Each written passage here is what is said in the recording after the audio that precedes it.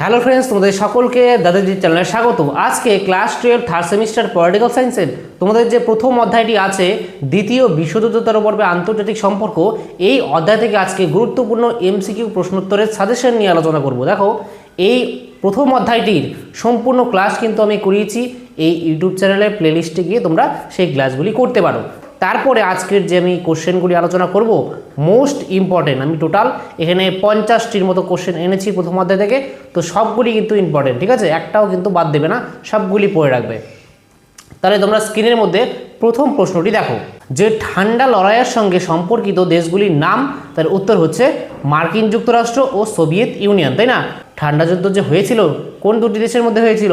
একটা হচ্ছে পুঁজিবাদী জোট, যার লিডার ছিল আমেরিকা, আর একটা ছিল সমাজতান্ত্রিক দেশের জোট, যার লিডার ছিল সোভিয়েত ইউনিয়ন। তাহলে এই আমেরিকা অর্থাৎ মার্কিন যুক্তরাষ্ট্র এবং সোভিয়েত ইউনিয়নের মধ্যে কিন্তু এই ঠান্ডা লড়াইটা হয়েছিল। পরের কোশ্চেন দেখো, যে ঠান্ডা লড়াই শব্দটি প্রথম প্রয়োগ করেন কে? তাহলে উত্তর হচ্ছে বার্নার্ড বারুচ। বার্নার্ড বারুচ কিন্তু সর্বপ্রথম এই ঠান্ডা লড়াই শব্দটি ব্যবহার করে। তারপরে কোশ্চেন দেখো, যে দ্বিতীয় বিশ্বযুদ্ধের সময়কাল, তাহলে উত্তর হচ্ছে 1939 সাল থেকে 1945, ঠিক আছে? দ্বিতীয় বিশ্বযুদ্ধ শুরু হয় 1939 সালে আর শেষ হয় 1945 সালে, মনে রাখবে। নেক্সট কোশ্চেন, যে ঠান্ডা যুদ্ধ শুরু হয় কত সালে? তাহলে এই যে ঠান্ডা যুদ্ধ বলো বা ঠান্ডা লড়াই বলো বা কোল্ড ওয়ার বলো, এটা শুরু হয় 1945 সালে। দেখো, দ্বিতীয় বিশ্বযুদ্ধ শুরু হয় 1939 সালে আর শেষ হয় 1945 সালে। তাহলে যখনই দ্বিতীয় বিশ্বযুদ্ধ শেষ হয়ে যায় তারপর থেকেই অর্থাৎ 1945 সাল থেকেই ঠান্ডা যুদ্ধ শুরু হয়ে যায়, ঠিক আছে? নেক্সট প্রশ্ন দেখো, যে ঠান্ডা লড়াইকে দীর্ঘ শান্তি অর্থাৎ লং পিস বলেছেন কে? তাহলে উত্তর হচ্ছে জন গ্যাডিস। এটা কিন্তু তোমাদের 2026-এর থার্ড সেমিস্টারের পরীক্ষায় এসেছিল, তোমাদের এবার আসবে না, তাও একটু দেখে রাখো। তারপরে দেখো, যে ঠান্ডা লড়াইকে যুদ্ধের একটি নতুন কৌশল বলেছেন কে? তাহলে উত্তর হচ্ছে উইলিয়াম ফ্রিডম্যান। তারপরে প্রশ্ন দেখো, যে ঠান্ডা লড়াইকে পরম শান্তি বলেছেন কে? তাহলে উত্তর হচ্ছে বার্নেট। তারপরে কোশ্চেন দেখো, যে ঠান্ডা লড়াইকে শক্ত ও তিক্ত শান্তি বলেছেন কে? তাহলে উত্তর হচ্ছে জন কেনেডি। তাহলে এই যে ঠান্ডা যুদ্ধকে কে কীভাবে সংজ্ঞায়িত করেছেন, এই কয়েকটি নাম কিন্তু তোমরা মনে রাখবে, ঠিক আছে? পরীক্ষায় আসেই।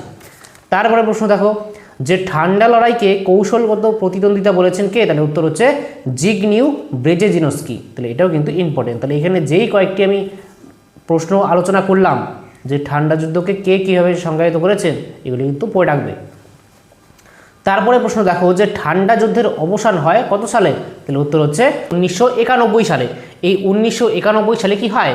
যে এই 1991 সালে সোভিয়েত ইউনিয়নের পতন ঘটে যায়। তাহলে তার সঙ্গে সঙ্গেই কিন্তু এই ঠান্ডা যুদ্ধের অবসান ঘটে। তারপরে প্রশ্ন দেখো, যে প্রক্সি যুদ্ধের কৌশলটি ব্যবহৃত হয়েছিল, তাহলে উত্তর হচ্ছে ঠান্ডা লড়াইয়ে। এখন প্রক্সি যুদ্ধের কৌশল মানে কি? যে দুটি দেশ সরাসরি যুদ্ধ না করে আর কি দূরে থেকেই যুদ্ধের প্রস্তুতি নিতে থাকে বা তৃতীয় কোনো একটা দেশের মধ্যে যুদ্ধ লাগিয়ে দেয়, ঠিক আছে? আর্থিক দিক থেকে, সামরিক দিক থেকে সাহায্যের মাধ্যমে। তাহলে এটাই হচ্ছে প্রক্সি যুদ্ধ। অর্থাৎ আমেরিকা আর সোভিয়েত ইউনিয়ন ঠান্ডা যুদ্ধের সময় এই দুটি দেশ সরাসরি যুদ্ধ করতো না, অন্য একটা তৃতীয় বিশ্বের দেশে গিয়ে তারা আর্থিক দিক থেকে, সামরিক দিক থেকে সাহায্য করতো, আর সেইখানে তৃতীয় কোনো দেশে গৃহযুদ্ধ শুরু হয়ে যেত। তাহলে সেটাই হচ্ছে প্রক্সি যুদ্ধ। নেক্সট প্রশ্ন দেখো, যে কত সালে পটসডাম সম্মেলন অনুষ্ঠিত হয়? তার উত্তর হচ্ছে 1945 সালে, মনে রাখবে, ভেরি ভেরি ইম্পর্টেন্ট। পটসডাম সম্মেলন হয় 1945 সালে। নেক্সট প্রশ্ন দেখো, যে ঠান্ডা যুদ্ধের সূচনা হিসেবে কোন সম্মেলনকে চিহ্নিত করা হয়? তাহলে উত্তর হচ্ছে পটসডাম সম্মেলনকে।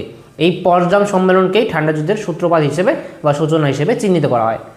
নেক্সট প্রশ্ন দেখো, যে ব্রিটিশ প্রধানমন্ত্রী উইনস্টন চার্চিল ফুলটন বক্তৃতা দিয়েছিলেন কত সালে? এর উত্তর হচ্ছে 1946 সালের 5ই মার্চ। ডেটটা ইম্পর্টেন্ট, 1946 সাল 5ই মার্চ। আর এভাবেও আসতে পারে প্রশ্নটা ঘুরিয়ে, যে ফুলটন বক্তৃতা কে দিয়েছিল? মনে রাখবে যে ব্রিটিশ প্রধানমন্ত্রী উইনস্টন চার্চিল দিয়েছিল। তারপরে প্রশ্ন দেখো, যে মার্কিন রাষ্ট্রপতি হ্যারি ট্রুম্যান নীতি ঘোষণা করে কত সালে? তাহলে উত্তর হচ্ছে 1947 সালের 12ই মার্চ। তাহলে এটা আবার ঘুরিয়েও আসতে পারে, যে ট্রুম্যান নীতি কে ঘোষণা করেছিল? মনে রাখবে আমেরিকার রাষ্ট্রপতি হ্যারি ট্রুম্যান, তিনি এই নীতি ঘোষণা করেছিলেন আর কি সোভিয়েত ইউনিয়নের প্রভাবকে প্রতিহত করার জন্য।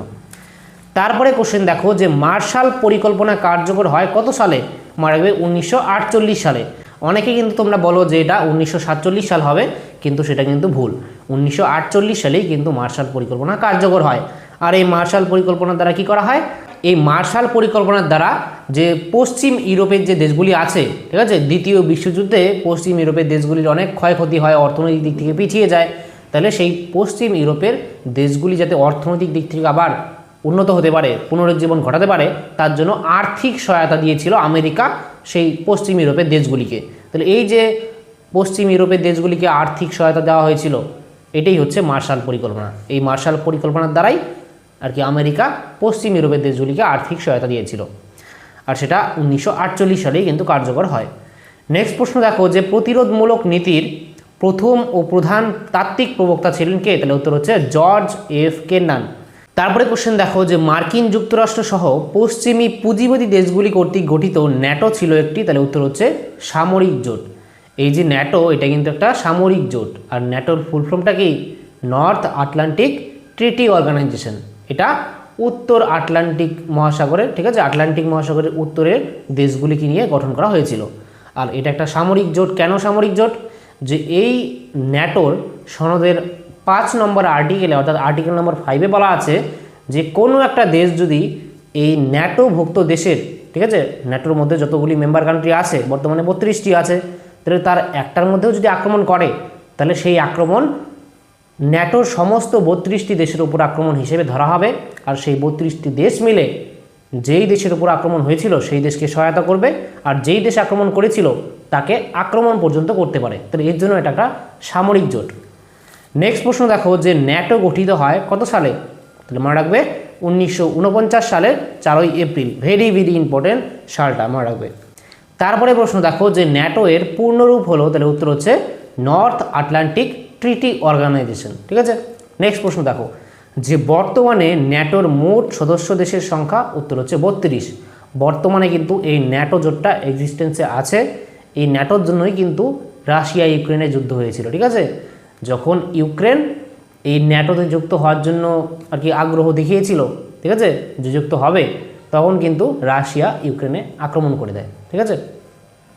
তাহলে এখানে বর্তমানে এই ন্যাটো জোটের মধ্যে বর্তমানে 32টি দেশ আছে। আর মনে রাখবে যে 32তম যে দেশ তার নাম হচ্ছে সুইডেন, অর্থাৎ সবার শেষে যেই দেশটা যোগদান করে তার নাম হচ্ছে সুইডেন, আর সেটা 2024-এই যুক্ত হয়। তারপরে প্রশ্ন দেখো যে বার্লিন অবরোধের ঘটনা ঘটে কত সালে? তাহলে মনে রাখবে 1948 সালে বার্লিন অবরোধের ঘটনা ঘটে, আর সেটা বার্লিন অবরোধ কোন দেশ করেছিল? মনে রাখবে সোভিয়েত ইউনিয়ন। সোভিয়েত ইউনিয়ন কিন্তু বার্লিন অবরোধ করেছিল। তারপরে প্রশ্ন দেখো যে হাঙ্গেরির বিদ্রোহ কত সালে হয়? তাহলে উত্তর হচ্ছে 1956 সালে। নেক্সট প্রশ্ন দেখো যে সুয়েজ সংকটের ঘটনা ঘটে কত সালে? তাহলে উত্তর হচ্ছে 1956 সালে। তাহলে হাঙ্গেরির বিদ্রোহ আর সুয়েজ সংকট এই দুটাই কিন্তু 1956 সালে হয়। তারপরে প্রশ্ন দেখো যে কিউবার ক্ষেপণাস্ত্র সংকটের ঘটনা ঘটে কত সালে? তাহলে উত্তর হচ্ছে 1962 সালে। কিউবা একটা দেশ ছিল, আর সেই কিউবা দেশ ছিল একটা সমাজতান্ত্রিক দেশ। তাহলে সেই সমাজতান্ত্রিক দেশকে আমেরিকা কি চাইতো? যে আমেরিকা একটা পুঁজিবাদী দেশ ছিল, তাহলে ঠান্ডা যুদ্ধের সময় আমেরিকা চাচ্ছিল যে এই কিউবা দেশটিকে পুঁজিবাদী দেশে রূপান্তরিত করবে। কিন্তু সোভিয়েত ইউনিয়ন একটা সমাজতান্ত্রিক দেশ, সেই দেশ কিন্তু চাবে না কখনোই যে কিউবা পুঁজিবাদী দেশ হয়ে যাক।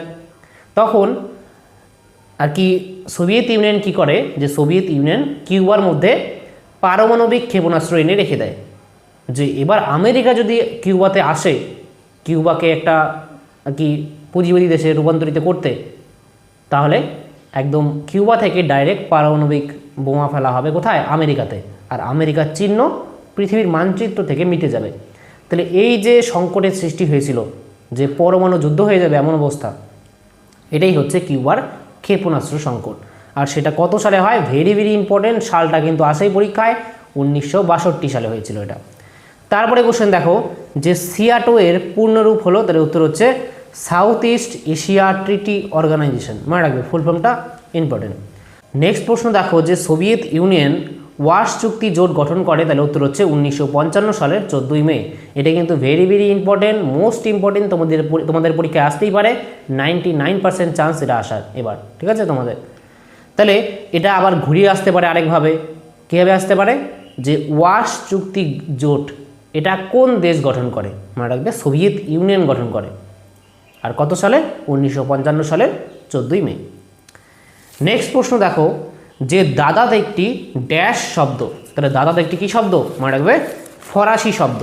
দাদাত একটি ফরাসি শব্দ। নেক্সট প্রশ্ন দেখো, যে দাদাত শব্দটি প্রথম ব্যবহার করেন কে? তাহলে উত্তর হচ্ছে চার্লস দ্য গল।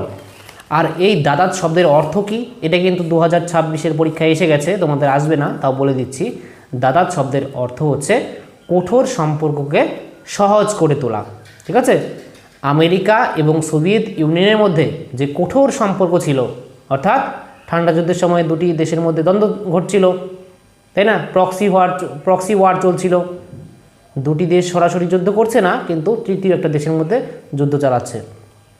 তাহলে এই যে দ্বন্দ্ব, তাদের মধ্যে যে অবিশ্বাসের জন্ম নিয়েছিল দ্বিতীয় বিশ্বযুদ্ধের পর থেকে, এটা আস্তে আস্তে যাতে তাদের মধ্যে আবার বন্ধুত্বপূর্ণ সম্পর্ক স্থাপন করা যায়, তাদের মধ্যে সম্পর্কটাকে আরও যাতে ভালো করা যায়, বেটার করা যায়, এটাকেই বলা হয় দাদাত। ঠিক আছে? কঠোর সম্পর্ককে সহজ করে তোলা, এটা হচ্ছে দাদাতের অর্থ। এটা তোমাদের পরীক্ষা এবার আসবে না, কারণ এটা 2026-এ এসে গেছে। এবার আসতে পারে যে দাদাত একটি কী শব্দ? ফরাসি শব্দ। আর দাদাত শব্দটি প্রথম কে ব্যবহার করে? চার্লস দ্য গল। তারপরে কোশ্চেন দেখো, যে পিটিবিটি এটা স্বাক্ষরিত হয় কত সালে? মনে রাখবে 1963 সালে। আর এই পিটিবিটির ফুল ফর্মটাও আসতে পারে, যে পিটিবিটি এর পূর্ণরূপটি কি? মনে রাখবে partial nuclear test ban treaty. ঠিক আছে? Partial nuclear test ban treaty. আর এই পিটিবিটি চুক্তি স্বাক্ষরের মাধ্যমে কি করা হয়? বায়ুমণ্ডলে, মহাকাশে আর জলের নিচে এই তিনটি জায়গায় পরমাণু অস্ত্র পরীক্ষা নিষিদ্ধ করা হয়েছিল, তাই না? কিন্তু ভারত তো তাও এই তিনটি জায়গায় করেনি, ভারত কিন্তু মাটির নিচে করেছিল, তাই না? বলেছিলাম পোখরান 1 আর পোখরান 2। রাজস্থানের পোখরান নামে জায়গায় ফার্স্ট 1974 সালে ভারত প্রথম পারমাণবিক অস্ত্র পরীক্ষা করে। 1974 সালে তখন ভারতের প্রধানমন্ত্রী ছিল ইন্দিরা গান্ধী। নেক্সট দ্বিতীয়বার 1998 সালে যখন ভারতের প্রধানমন্ত্রী ছিল অটল বিহারী বাজপেয়ী, তখন কিন্তু পোখরান 2, তখন আবার পারমাণবিক বোমা আর কি পারমাণবিক অস্ত্র টেস্ট করে, পরীক্ষা করে। ঠিক আছে? পোখরান 1 প্রথমবার যেটা পরীক্ষা করে 1974 সালে, তার কোড নেম ছিল স্মাইলিং বুদ্ধা। আর দ্বিতীয়বার যখন পরীক্ষা করে তার কোড নেম ছিল অপারেশন শক্তি। ঠিক আছে? এটা একটু মনে রাখবে। নেক্সট প্রশ্ন দেখো, যে এনপিটি এর পূর্ণরূপ হলো? উত্তর হচ্ছে নিউক্লিয়ার নন প্রলিফারেশন ট্রিটি। মনে রাখবে এনপিটি এর পূর্ণরূপ। তারপরে কোশ্চেন দেখো, যে এনপিটি স্বাক্ষরিত হয় কত সালে? তাহলে মনে রাখবে 1968 সালে। তারপরে কোশ্চেন দেখো, যে সল্ট 1 স্বাক্ষরিত হয় কত সালে?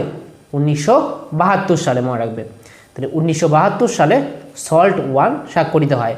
আর এই সল্টের ফুল ফর্মটাও একটু মনে রাখবে, যে স্ট্র্যাটেজিক আর্মস লিমিটেশন টক্স। ঠিক আছে? নেক্সট প্রশ্ন দেখো, যে সল্ট 2 স্বাক্ষরিত হয় কত সালে? উত্তর হচ্ছে 1979 সালে। তাহলে সল্ট 1 1972, সল্ট 2 1979। আর এখন এই সল্ট 1 আর 2 এই যে চুক্তিটা, এটা কোন দুটি দেশের মধ্যে স্বাক্ষরিত হয়? মনে রাখবে এটা আমেরিকা আর সোভিয়েত ইউনিয়ন, এই যে দুটি দেশ, এই দুটি দেশের মধ্যে স্বাক্ষরিত হয়। তাহলে কোন দুটি দেশ? আমেরিকা আর সোভিয়েত ইউনিয়ন, এই দুটি দেশের মধ্যে সল্ট 1 স্বাক্ষরিত হয় 1972 সালে, সল্ট 2 স্বাক্ষরিত হয় 1979 সালে। নেক্সট প্রশ্ন, গ্লাসনস্ট ও পেরেস্ট্রোইকা নীতির প্রবর্তক হলেন? উত্তর হচ্ছে মিখাইল গর্বাচেভ। ঠিক আছে? নেক্সট প্রশ্ন দেখো, যে গ্লাসনস্ট কথার অর্থ হলো? তাহলে উত্তর হচ্ছে মুক্ততা। ভেরি ভেরি ইম্পর্টেন্ট, 2026-এ এসেছিল আগের প্রশ্নটি। গ্লাসনস্ট ও পেরেস্ট্রোইকা নীতির প্রবর্তককে বা কে ঘোষণা করেন? মিখাইল গর্বাচেভ উত্তর হয়েছিল। কিন্তু তোমাদের এখন এবার আসতে পারে যে গ্লাসনস্ট কথার অর্থ কী? তাহলে উত্তর হবে মুক্ততা। নেক্সট প্রশ্ন দেখো, যে পেরেস্ট্রোইকা কথার অর্থ হলো? তাহলে উত্তর হচ্ছে অর্থনৈতিক পুনর্গঠন। এটাও কিন্তু ইম্পর্টেন্ট। নেক্সট প্রশ্ন দেখো, যে আন্তর্জাতিক রাজনীতিতে দ্বিমেরুতার উদ্ভব হয়? তাহলে উত্তর হচ্ছে ঠান্ডা যুদ্ধের পর্বে। আন্তর্জাতিক রাজনীতিতে দ্বিমেরুতার উদ্ভব। দ্বিমেরুতা কি? যে দ্বিমেরুতা হচ্ছে ঠান্ডা যুদ্ধের সময় কিন্তু এই দ্বিমেরুতা দেখা যায়। আর দ্বিমেরুতা মানে কি? যে বিশ্বের মধ্যে যখন দুটি শক্তি জোটের কেন্দ্রের অবস্থান ছিল, একটা হচ্ছে সোভিয়েত ইউনিয়নের নেতৃত্বে সমাজতান্ত্রিক দেশের জোট, আর একটা ছিল আমেরিকার নেতৃত্বে পুঁজিবাদী দেশের জোট। তাহলে সেই যে বিশ্বের মধ্যে দুটি শক্তি জোটের অবস্থান ছিল, বিশ্ব দুটি শক্তি জোটে বিভক্ত হয়ে গিয়েছিল, তাহলে এটাকেই বলা হয় দ্বিমেরুতা। এই অবস্থান থাকে, দ্বি মানে দুটি, আর মেরু মানে আর কি শক্তির কেন্দ্র। তাহলে এই দ্বিমেরুতার উদ্ভব হয় ঠান্ডা যুদ্ধের পর্বে, ঠিক আছে, ঠান্ডা যুদ্ধ যখন চলছিল। নেক্সট প্রশ্ন দেখো যে নিম্নলিখিত কোন বৈশিষ্ট্যটি দ্বিমেরুতার বৈশিষ্ট্য নয়। তাহলে ভালো করে পড়ো যে দ্বিমেরুতার বৈশিষ্ট্য নয়, অর্থাৎ দ্বিমেরুতায় কোন বৈশিষ্ট্যটা দেখা যায়নি। ফার্স্ট হচ্ছে দুটি প্রভাবশালী শক্তির আধিপত্য। দেখো এটা তো একটা বৈশিষ্ট্য, কারণ দ্বিমেরুতার সময় তো এটা দেখা দিয়েছিল, দুটি প্রভাবশালী শক্তির আধিপত্য, একটা হচ্ছে আমেরিকার নেতৃত্বে পুঁজিপতি দেশের জোট, একটা হচ্ছে সোভিয়েত ইউনিয়নের নেতৃত্বে সমাজতান্ত্রিক দেশের জোট। তাহলে দুটি তো শক্তির আধিপত্য দেখা দিয়েছিল, এটা একটা বৈশিষ্ট্য, এটা ঠিক। তারপরে হচ্ছে প্রক্সি যুদ্ধের প্রবণতা। হ্যাঁ, এখানে প্রক্সি যুদ্ধের প্রবণতাও দেখা যায় দ্বিমেরুতার সময়। প্রক্সি যুদ্ধ মানে দুটি দেশ সরাসরি যুদ্ধ না করে দূরে থেকেই যুদ্ধের প্রস্তুতি নিতে থাকে, বা তৃতীয় কোনো একটা দেশে তারা আর্থিক দিক থেকে সামরিক দিক থেকে সহযোগিতা করে, আর সেই দেশের মধ্যেই সেই দেশের জাতিগোষ্ঠীটাই কি নিজেদের মধ্যে যুদ্ধ চালাতে থাকে, ঠিক আছে, সিভিল ওয়ার, গৃহযুদ্ধ শুরু হয়ে যায়। তাহলে সেখানে এই দ্বিমেরুতার সময় প্রক্সি যুদ্ধের প্রবণতাও দেখা যায়। তারপরে বৈশ্বিক সংঘাতের ঝুঁকি। হ্যাঁ, এটাও একটা বৈশিষ্ট্য, দ্বিমেরুতার মধ্যে বৈশ্বিক সংঘাতের ঝুঁকি দেখা দিয়েছিল, যে বিশ্বের মধ্যে সংঘাত, কখন যুদ্ধ লেগে যায়, একটা আতঙ্কের সৃষ্টি হয়েছিল না। আমি বলেছিলাম ঠান্ডা যুদ্ধ কি, ঠান্ডা যুদ্ধ হচ্ছে না যুদ্ধ না শান্তি, অর্থাৎ যুদ্ধও হচ্ছিল না, আবার পৃথিবীর মধ্যে শান্তিও বিরাজমান ছিল না, যে কখন যুদ্ধ লেগে যায়। আমেরিকা একটা শক্তিশালী দেশ ছিল, সোভিয়েত ইউনিয়নের একটা শক্তিশালী দেশ ছিল, তাহলে এত দুটি বড় বড় দেশ শক্তিশালী, কখন যুদ্ধ লেগে যায়, তাহলে বিশ্বের মধ্যে তখন কিন্তু ঠান্ডা যুদ্ধের সময় একটা আতঙ্ক বিরাজমান ছিল, যে কখন যুদ্ধ লেগে যায়, ঠিক আছে, আর কার বাড়িতে কার মাথার উপরে পারমাণবিক বোমা পড়ে যায়, তাই না, একটা আতঙ্কের বিষয় ছিল তখন। তারপরে দেখো যে বিশ্ব শক্তির অস্পষ্ট বিভাজন। তাহলে এটা কিন্তু কি দ্বিমেরুতার একটা বৈশিষ্ট্য নয়। উপরের তিনটি দ্বিমেরুতার বৈশিষ্ট্য, আর এটি দ্বিমেরুতার বৈশিষ্ট্য নয়, কারণ বিশ্বশক্তির অস্পষ্ট বিভাজন। অস্পষ্ট মানে বিশ্বের মধ্যে শক্তির আর কি স্পষ্ট বিভাজন দেখা যাচ্ছিল না, এটা বলছে এখানে। তো এটা কি ঠিক না? কারণ সেই সময় তো স্পষ্ট বিভাজন দেখা যাচ্ছিল, তাই না, একটা আমেরিকার নেতৃত্বে পুঁজিপতি দেশ আর সোভিয়েত ইউনিয়নের নেতৃত্বে সমাজতান্ত্রিক দেশের জোট, তাহলে দুটি তো শক্তি স্পষ্ট দেখা দিয়েছিলই। তাহলে এখানে তো এটা ভুল লেখা আছে, তাই না? তাহলে এটাই উত্তর হবে যে নিম্নলিখিত কোন বৈশিষ্ট্যটি দ্বিমেরুতার বৈশিষ্ট্য নয়, অপশন ডি নম্বর, ঠিক আছে। নেক্সট প্রশ্ন দেখো যে ঠান্ডা যুদ্ধের অবসানের একটি গুরুত্বপূর্ণ কারণ হলো, বা মূল কারণ বলতে পারো, তার উত্তর হচ্ছে সোভিয়েত ইউনিয়নের পতন। দেখো ঠান্ডা যুদ্ধের অবসান মানে কি, দ্বিমেরুতার অবসান, একই কথা, ঠিক আছে। এখানে যদি প্রশ্ন থাকতো যে দ্বিমেরুতার অবসানের একটি গুরুত্বপূর্ণ কারণ এই সোভিয়েত ইউনিয়নের পতন, কারণ দ্বিমেরুতার অবসান মানেই ঠান্ডা যুদ্ধের অবসান, তাই না। ঠান্ডা যুদ্ধের সময়েই তো এই সোভিয়েত ইউনিয়নের নেতৃত্বে আর কি সোভিয়েত ইউনিয়নের নেতৃত্বে সমাজতান্ত্রিক দেশের জোট আর আমেরিকার নেতৃত্বে পুঁজিপতি দেশের জোট, এই দুটি দেশের এই জোটের মধ্যে দ্বন্দ্ব চলছিল মতাদর্শগত। তাহলে যখন সোভিয়েত ইউনিয়নের পতন ঘটে যায় কত সালে, 1991 সালে, তাই না। 1991 সালে যখন সোভিয়েত ইউনিয়নের পতন ঘটে যায়, তখনই কিন্তু এই ঠান্ডা যুদ্ধের অবসান ঘটে যায়, বা দ্বিমেরুতারও অবসান ঘটে যায়। দ্বিমেরুতা মানে দুটি শক্তির কেন্দ্র ছিল, সোভিয়েত ইউনিয়ন অর্থাৎ একটা মেরু শক্তি জোটের অবসান ঘটে যায়, আর থাকে না, আর শুধুমাত্র একটা জোট থাকে, সেটা হচ্ছে আমেরিকা। নেক্সট প্রশ্ন দেখো যে এক মেরু কেন্দ্রিক বিশ্বের প্রধান দেশ হলো, তাহলে উত্তর হচ্ছে আমেরিকা। এক মেরু কেন্দ্রিক বিশ্ব মানে যে ঠান্ডা যুদ্ধ চলছিল 1945 সাল থেকে 1991 সালের মধ্যে। 1991 সালে সোভিয়েত ইউনিয়নের পতন ঘটে, আর তার সঙ্গে সঙ্গেই কী হয়ে যায় যে দুটি যে শক্তির জোট ছিল, একটা আমেরিকার নেতৃত্বে পুঁজিপতি দেশের জোট আর সোভিয়েত ইউনিয়নের নেতৃত্বে সমাজতান্ত্রিক দেশের জোট, তাহলে সোভিয়েত ইউনিয়নের যে জোটটা সেটা ভেঙে যায়। তাহলে বিশ্বের মধ্যে এখন কার দবদবা থাকবে, আমেরিকা। তাহলে সেই এক মেরু বিশ্ব মানে তখন আমেরিকার দবদবা বেশি ছিল আর কি 1991 সালের পরে। তাহলে এই এক মেরু কেন্দ্রিক বিশ্বের প্রধান দেশ হলো আমেরিকা। নেক্সট প্রশ্ন দেখো যে জোট নিরপেক্ষ আন্দোলনের জনক হলেন, তাহলে উত্তর হচ্ছে জওহরলাল নেহেরু। ভারতের প্রথম প্রধানমন্ত্রী জওহরলাল নেহেরু কিন্তু জোট নিরপেক্ষ আন্দোলনের জনক। নেক্সট প্রশ্ন দেখো যে বান্দুং সম্মেলন অনুষ্ঠিত হয়েছিল, উত্তর হচ্ছে 1955 সালে, ভেরি ভেরি ইম্পর্টেন্ট। তারপরে প্রশ্ন দেখো যে পঞ্চশীল নীতি ভারত ও চীনের মধ্যে কত সালে স্বাক্ষরিত হয়, উত্তর হচ্ছে 1954 সালে। তাহলে সালটা তো মনে রাখবেই, এই প্রশ্নটা আবার ঘুরিয়ে আসতে পারে যে পঞ্চশীল নীতি কোন দুটি দেশের মধ্যে স্বাক্ষরিত হয়, তাহলে ভারত আর চীনের মধ্যে স্বাক্ষরিত হয়। নেক্সট প্রশ্ন দেখো যে একটি পঞ্চশীল নীতি হলো, তাহলে উত্তর হচ্ছে অনাক্রমণ। ঠিক আছে, অনাক্রমণ অর্থাৎ আক্রমণ না করা, এটা একটা পঞ্চশীল নীতি। পঞ্চশীল নীতির মধ্যে 5টা নীতি আছে, আমি কিন্তু ক্লাসে করিয়েছি। তোমরা যারা এখনও ক্লাস করোনি, প্রথম অধ্যায়ের কিন্তু আমি ক্লাস করিয়েছি সম্পূর্ণ। তোমরা কিন্তু প্লেলিস্টে গিয়ে আগে ক্লাসগুলি করো, কনসেপ্ট ক্লিয়ার করো, তারপরে এই প্রশ্নগুলির উত্তরগুলি পড়ে রাখবে। নেক্সট প্রশ্ন দেখো যে জোট নিরপেক্ষ আন্দোলনের একটি অপরিহার্য নীতি হলো, উত্তর হচ্ছে হস্তক্ষেপ না করা। ঠিক আছে, উত্তর হবে হস্তক্ষেপ না করা। নেক্সট প্রশ্ন দেখো যে জোট নিরপেক্ষ আন্দোলনের প্রথম শীর্ষ সম্মেলন কত সালে অনুষ্ঠিত হয়, উত্তর হচ্ছে 1961 সালে। ভেরি ভেরি ইম্পর্টেন্ট, তোমাদের কিন্তু পরীক্ষায় এটা আসতেই পারে যে জোট নিরপেক্ষ আন্দোলনের প্রথম শীর্ষ সম্মেলন 1961 সালে কিন্তু হয়, মনে রাখবেন। নেক্সট প্রশ্ন দেখো যে জোট নিরপেক্ষ আন্দোলনের প্রথম শীর্ষ সম্মেলন হয়েছিল কোথায়, উত্তর হচ্ছে বেলগ্রেডে। এই যে কোশ্চেনটা, এটা কিন্তু 2026-এর পরীক্ষায় এসেছিল। দেখো তোমরাও 2026-এই পরীক্ষা দেবে সেপ্টেম্বর মাসে, কিন্তু সেই প্রশ্নপত্রে কিন্তু 2027 শিক্ষাবর্ষ লেখা থাকবে। ঠিক আছে, তাহলে ধরতে গেলে তোমরা 2027-এর শিক্ষাবর্ষের স্টুডেন্ট। তাহলে তোমাদের এই বেলগ্রেডে তো 2026-এ এসে গেছে, তাহলে তোমাদের সময় কিন্তু সালটা আসতে পারে যে এই যে জোট নিরপেক্ষ আন্দোলনের প্রথম শীর্ষ সম্মেলন হয়ে যায় বেলগ্রেডে, সেটা কত সালে হয়, তাহলে 1961 সালে। তারপরে প্রশ্ন দেখো যে নেম এর পূর্ণরূপ হলো, তাহলে নেমের পূর্ণরূপ কি, নন অ্যালাইন্ড মুভমেন্ট। ঠিক আছে, এই নন অ্যালাইন্ড মুভমেন্ট এটাকেই বাংলায় বলে জোট নিরপেক্ষ আন্দোলন। তাহলে ফুল ফর্মটাও মনে রাখবে। এবার তারপরে লাস্ট প্রশ্ন আজকের। ঠিক আছে, দেখো যে স্তম্ভ মিলিয়ে সঠিক উত্তরটি নির্বাচন করো। তাহলে এক পাশে আছে জোট নিরপেক্ষ আন্দোলনের নেতার নাম, আরেক পাশে আছে দেশের নাম, অর্থাৎ কোন দেশের কোন লিডার ছিল। আমি কিন্তু ক্লাসে করিয়েছি যে জোট নিরপেক্ষ আন্দোলনের 5টি ফাউন্ডিং মেম্বার ছিল।